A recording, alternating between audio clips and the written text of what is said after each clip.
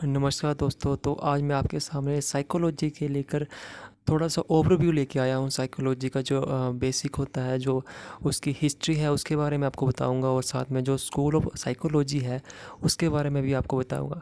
तो चलिए वीडियो को शुरू करते हैं। तो सबसे पहले हम बात करते हैं साइकोलॉजी की। तो जो साइकोलॉजी है वो उसका जो शब्द है वो किन शब्दों से मिलके बना है।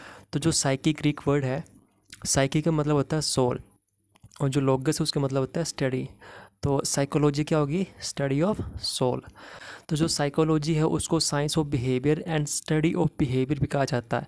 मोस्ट इम्पॉर्टेंट क्वेश्चन है, जितने भी टैट के जो एग्ज़ाम होते हैं उसके अंदर ये दो जो क्वेश्चन वो हमेशा पूछे जा सकते हैं। और साइकी जो होता है, जो साइकी जो वर्ड होता है वो सोल को रिलेट करता है, तो ये भी काफ़ी ज़्यादा इंपॉर्टेंट क्वेश्चन है।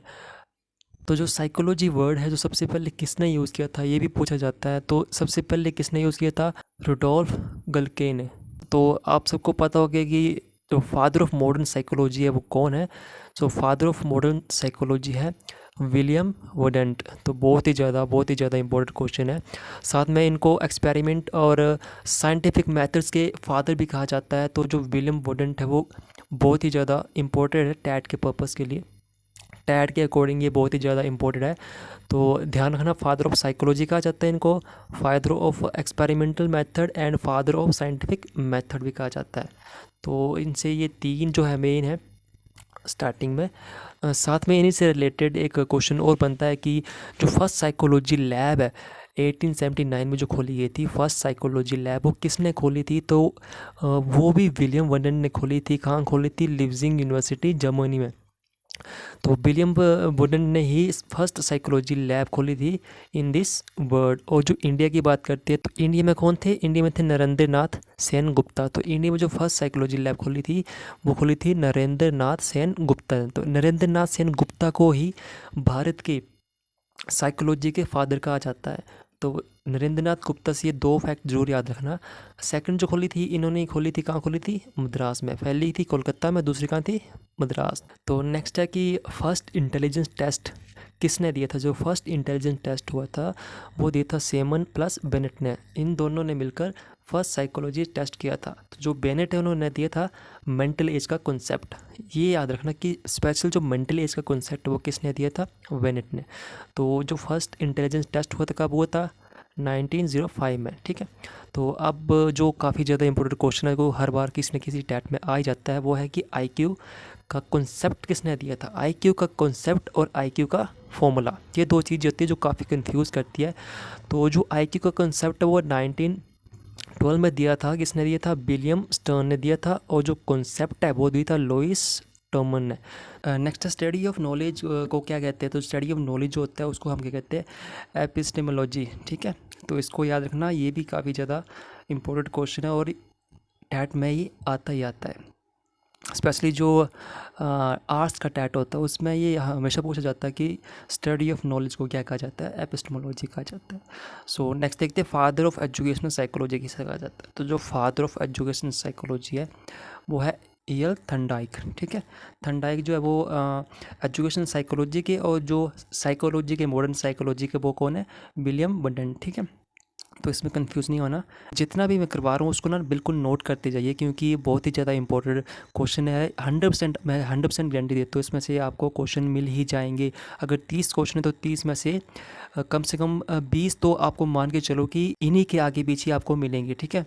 तो जितने भी करवा रहा हूँ उनको पक्का जरूर नोट कर लें। ठीक है। तो नेक्स्ट हम बात करते हैं स्कूल ऑफ साइकोलॉजी। तो स्कूल ऑफ साइकोलॉजी आप किसी भी पेपर को उठा लो, टैट का जो एग्ज़ाम होता है उसमें ये आता ही आता है। स्कूल ऑफ साइकोलॉजी के एक या दो क्वेश्चन होते हैं।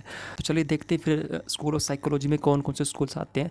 तो सबसे पहले जो स्ट्रक्चरलिज्म की बात की गई है, स्ट्रक्चरलिज्म रचनावाद की बात की गई है, तो किसने दिया था? विलियम वुडेंट ने दिया था। विलियम वुडेंट ने किसके साथ किया था? वो अपने एक स्टूडेंट थे, उनके टीचर थे उनके स्टूडेंट, तो उसके साथ जो है इन्होंने स्ट्रक्चरलिज्म का कॉन्सेप्ट दिया है। तो जो इनके स्टूडेंट थे टीचर, इन्होंने एक थ्योरी एक मेथड जो इंट्रोड्यूस किया था वो उसका नाम था इंट्रोस्पेक्शन मेथड। इंट्रोस्पेक्शन मेथड में क्या होता था, वो स्टडी ऑफ माइंड होती थी, जिसमें सब्जेक्ट जो होता था वो खुद ही होता था और जो एग्जामिनर होता था वो भी खुद ही होता था। तो नेक्स्ट है हमारे पास फंक्शनलिज्म। तो फंक्शनलिज्म किसने दिया था, विलियम जेम्स ने दिया था। विलियम जेम्स ने फंक्शनलिज्म का कॉन्सेप्ट दिया था। तो इन्होंने एडजस्टमेंट ऑफ कॉन्शियस माइंड की बात की थी। तो फंक्शनलिज्म का जो रिलेट करता है वो किसके साथ करता है, विलियम जेम्स के साथ। नेक्स्ट है हमारे पास बिहेवियरलिज्म, व्यवहारवाद। ठीक है, तो जो बिहेवियरलिज्म था वो किसने दिया था, जे.वी. वॉटसन ने दिया था। काफ़ी ज़्यादा इंपॉर्टेंट क्वेश्चन है। और इन्होंने किसकी बात की थी, इन्वायरमेंट, वातावरण की बात की थी। नेक्स्ट आता है मोस्ट इम्पोर्टेंट कॉन्सेप्ट जो है वो है हमारे पास, मोस्ट इम्पोर्टेंट जो है हमारे पास है गैसलिज्म। तो गैसलिज्म का मतलब क्या होता है, होलनेस। होलनेस मतलब संपूर्णता। तो 3 लोगों ने इसके ऊपर रिसर्च की थी, जिसमें पहले है मैक्स बर्थाइमर, सेकंड कर्ट कोफका, थर्ड है वोल्फगर कोहलर। तो इन्होंने जो है गैसलिज्म के बारे में बताया था। और जो कोहलर था उन्होंने इनसाइड थ्योरी ऑफ लर्निंग भी दी थी, जिसने चिंपांजी के ऊपर जो है रिसर्च की थी। नेक्स्ट साइंटिस्ट है हमारे पास सिगमंड फ्राइड। तो सिगमंड फ्राइड ने दिया था साइको एनालिटिक थ्योरी दी थी। तो साइको एनालिटिक के जनक थे हमारे पास सिगमंड फ्राइड। इन्होंने क्या थे, अनकॉन्शियस माइंड की बात की थी। साइको एनालिटिक के अंदर अनकॉन्शियस माइंड की बात की गई थी। तो बहुत ज़्यादा इंपॉर्टेंट क्वेश्चन है, तो इसको अच्छे से लिख के इसको एक बार जरूर रीड आउट करना। नेक्स्ट देखते हैं कि चाइल्ड साइकोलॉजी एंड कंस्ट्रक्टिविस्ट रचनावाद के जनक कौन थे। तो चाइल्ड साइकोलॉजी के ऊपर जिसने रिसर्च की थी वो थे हमारे पास जीन पियाजे। ठीक है, तो जीन पियाजे ने चाइल्ड साइकोलॉजी, और उनको रेडिकल कंस्ट्रक्टिविस्ट भी कहा जाता था। तो ये भी काफ़ी ज़्यादा इंपॉर्टेंट क्वेश्चन है, और जीन पियाजे से हर बार कोई ना कोई क्वेश्चन इंपॉर्टेंट क्वेश्चन आता ही आता है। तो नेक्स्ट बोलते हैं कि एजुकेशनल साइकोलॉजी की बात करते हैं। तो पहले भी हमने बात की थी इंट्रोडक्शन में कि जो एजुकेशन साइकोलॉजी के जो फादर है तो कौन थे, वो एल थर्नडाइक। ठीक है, तो ये कुछ ऐसे स्कूल्स थे जो कि पेपर के उसमें काफ़ी ज़्यादा इंपॉर्टेंट थे। तो ये तो थोड़ा सा ओवरव्यू, और जो स्कूल ऑफ साइकोलॉजी होती है वो जो एग्ज़ाम के पर्पज़ से मतलब काफ़ी ज़्यादा इंपॉर्टेंट है।